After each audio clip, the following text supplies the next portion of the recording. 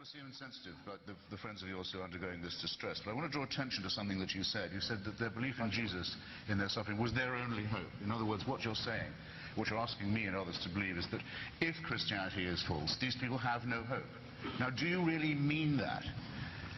Would it be the case that if Christianity by chance was found to be just one of many other man-made faiths, a case for which I think can quite strongly be made, that it isn't really that much different from all kinds of other religions that humans have invented for themselves, that we would therefore be condemned to utter despair?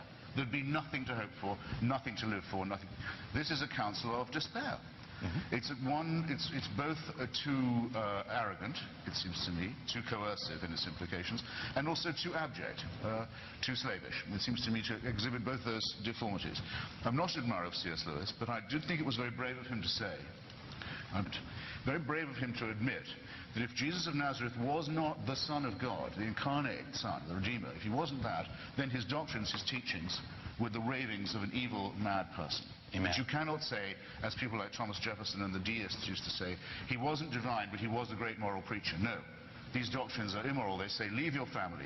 Don't care about the morrow. Don't care about thrift or investment or your loved ones. Do give up everything. Follow me, because the earth is coming, this veil of tears is coming to an end very soon.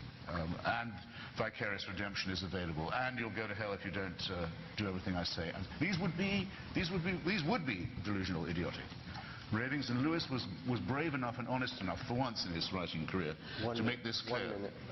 1 minute. Okay, now I'll close on Douglas's question to me, because it was a good challenge. He says, why do I care particularly about things like the Inquisition or the Crusades? I would add the Jihad. Why do I find these things more repulsive than others? I'll give you a simple answer.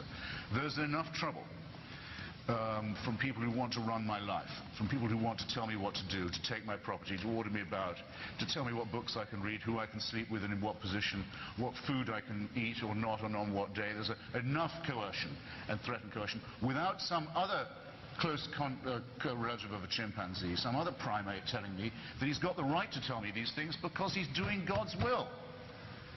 The initial emancipation, the first emancipation an intelligent human being has to be able to come up with is this. The beginning of freedom and liberty is to say, there isn't a human who can do that to you.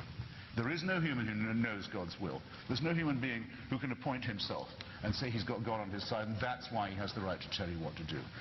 This is the first and greatest of our emancipations. All others flow from it.